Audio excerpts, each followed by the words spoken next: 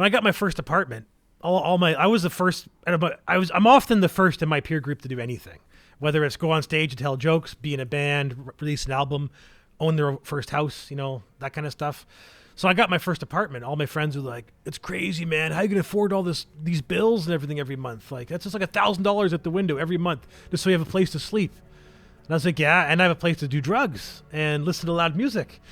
And they'd be like, "Seriously, you got an apartment so you could do drugs?" And I'm like, "Well," I said, "parking in your car to smoke weed is not a good plan, And I can't smoke it at home, so."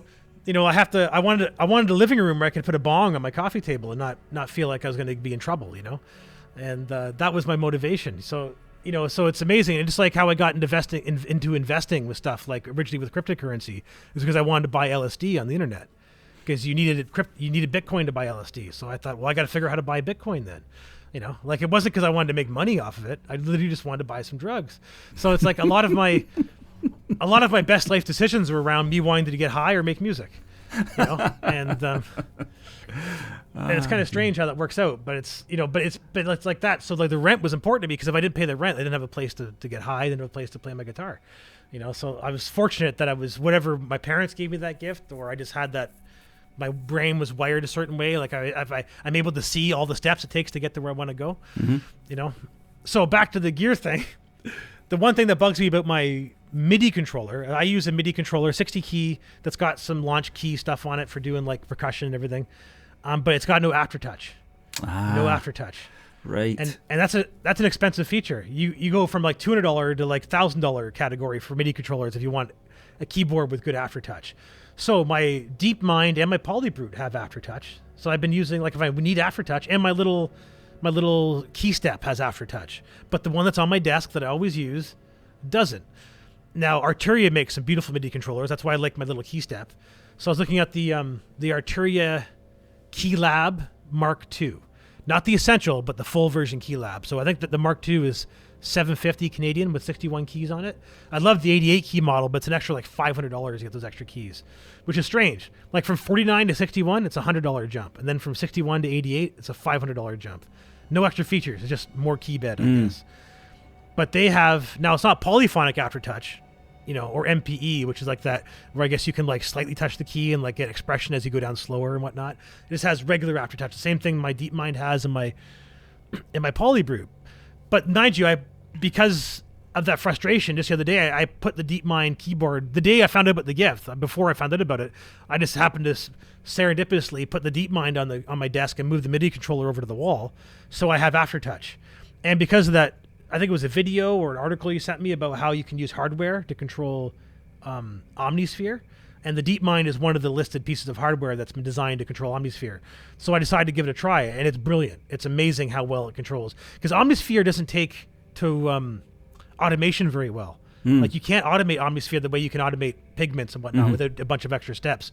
But the CC control is amazing in it. So it stores the CC control. So if I automate by hand while I'm playing, or I'm using the keyboard to automate, then it stores the automated information. But I can't use envelopes and stuff. Yeah. So it's kind of weird. But so I can basically do all those things with my DeepMind. But the one extra thing about the Arturia product is it integrates with all the Arturia software. And as you know, I'm a big Arturia software guy. Most of my soft instruments are Arturia.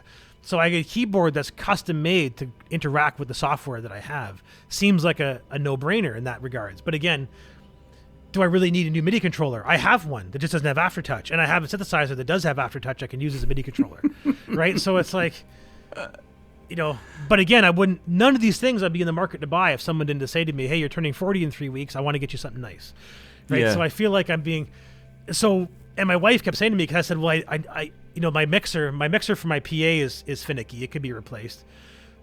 My wife's like, but how often do you use your PA system? I'm like, well, never anymore, except for I'm listening to loud music and I'm jamming, which doesn't happen here, So she's like, do you really want a mixer or do you need a mixer? And I'm like, well, I don't know if it's want or a need. And she's like, well, I don't want to buy you something you need. I want to get something you want. It's your 40th birthday. This is going to be a gift that she's like, she wants me to look at it 10 years from now and be like, my wife got me that for my 40th birthday, And I feel like getting an iPad would be a wrong move, because that's disposable. That's not like, so like it feels like putting that thing into that, and it's gross. Like it just did me like a picture like.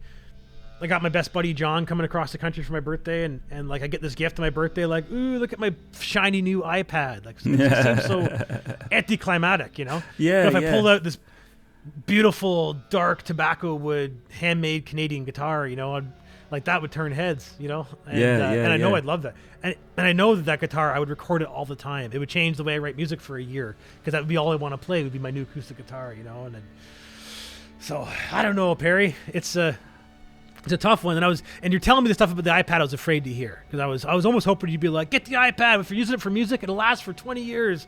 It just keeps working, you know. No, it doesn't. No. So then that's the obsession. I might get the iPad. I might not get around to using it for 3 years, and by the time I get to use it, it might already be obsolete. You know, like who knows? Yeah, I mean, from what you're telling me, it sounds like the keyboard or the guitar would be a better option than the iPad for your use case, you know. It might be, but I think the keyboard is a bit of a gas thing, because it's just another keyboard in the room that does one thing the other one doesn't do. You know, yeah, but it would allow you to make the case for the keyboard for a minute. To be the keyboard advocate. It would let you streamline your operation, so you wouldn't have to swap out keyboards. You know, so that would be the keyboard that would be there, and you would always use it. Is it a weighted keyboard, or is it just a sort of? As far as I understand, it's exactly the same as the Polybrute. So they're semi-weighted synth keys, right? So they're not like piano keys, but they're springy, you know, and they're skinnier than your normal. Right. Yeah. Because like that's the one thing. Okay. Weighted keyboards take up a lot more space, obviously, because there has to be a wee mechanism in there. Yeah. And I appreciate the synth style spring loaded ones, because that's the way I learned on. Like I learned on a really cheap like $50 MIDI controller that. It took me a long time. When I went through a nicer MIDI controller, it took me a long time to get my feel back, because I was so used to playing these dainty little keys that when I don't know, like I love the grand piano sound, but you put me in front of a grand piano, I feel so lost. Like I don't know, because all of a sudden you got to like really hit the keys, you know, and it's like, and it makes you jump. It's like offensive sounding almost. Well, I love the weighted keys. I love the weight. I love the feel of that, you know, and you get there's obviously a timing thing comes in, because the hammer flips over at a certain point, you know, so there is that, and of course I'm guessing that some of the weighted actions that you get in these electronic versions are probably fake. There probably isn't actually there isn't a hammer, is there? There's no hammer involved. It's just a mechanism spring to and a make sensor. Yeah, it's just to make you feel as though it's weighted. But I like a little weight to the keyboard, because I think you can set the sensitivity up on a keyboard like that so that it suits you, and you can have a very light touch or very hard touch, you know, and you can sort of you can manipulate it in a way that you can't when it's just a springy touch, you know, where you've really just got one feel, and it's the feel of that keyboard, you know, you're kind of stuck with. Yeah, but the guitar, I can make the case for the guitar as well, because I've got a guitar here that my wife got me for my 40th, and it's still there, and you know, I can look at it. Will a keyboard be there in 44 years time? 24 years time. If it still works. If it still works, it'll be here. But if it doesn't, yeah, but it probably won't, will it? It's the kind of thing there'll be a fuse will go, or something better will come along, you know. But I don't think an acoustic guitar is ever going to be. It's never going to be supplanted, is it? An acoustic guitar is an acoustic guitar. Even in the days of AI, you know, people will still want to hear someone play an acoustic guitar. And as you say, if you're saying that the acoustic guitar would change the way you make music, you'd suddenly become all Neil Young on us. Then, you know, that's maybe that's a thing that needs to come out. You know, maybe there's a hidden David Crosby in there. You know, that needs maybe, you never know. That needs to do that thing. I don't envy you the decision, but you know, you'll make the right one. I'm sure you will. You will. So first world problems, right? Yeah. It's a beautiful problem to have, though. I can honestly say I don't have gear acquisition or guitar acquisition syndrome anymore. I really don't. I feel echoes of it when we talk about these things, and you know, I don't have aftertouch on any of my keyboards, so that would. Yeah, a few years ago that would have been a red flag to me. That would have been, I need to get aftertouch. I need to find the solution to that. And I'm always talking about selling my guitars and my piano here, because you know I don't use them the way that I want to. But it's just, I just can't be bothered. It's just too much bother. I'm making music.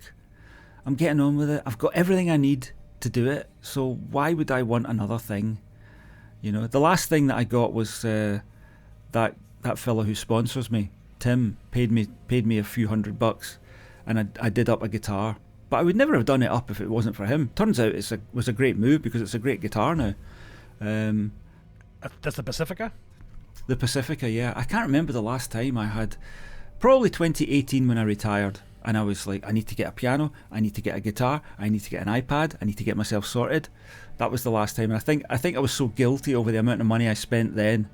I think that was the final sort of splurge at the age of 58.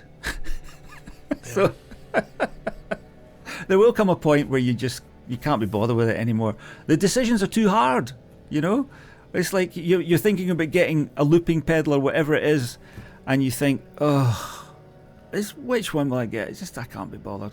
In fact, I tell a lie. I'm such a liar because I collected pedals. That was the last thing that I did. I collected guitar pedals for a bit. I must have spent about 500, 600 quid on guitar pedals over a few months, just with the. That's you could do that at one Klon Centaur, like a clone Klon Centaur, $500. Yeah, well, I've got a couple of Klon clones. One of which is brilliant. I mean, it really is good. It really changes the tone. So I mean to do a guitar album and plug all those things in and record them seriously, which I haven't done yet. They're sitting there gathering dust. By the time I come to use them, they'll probably all rusted away to hell and not work.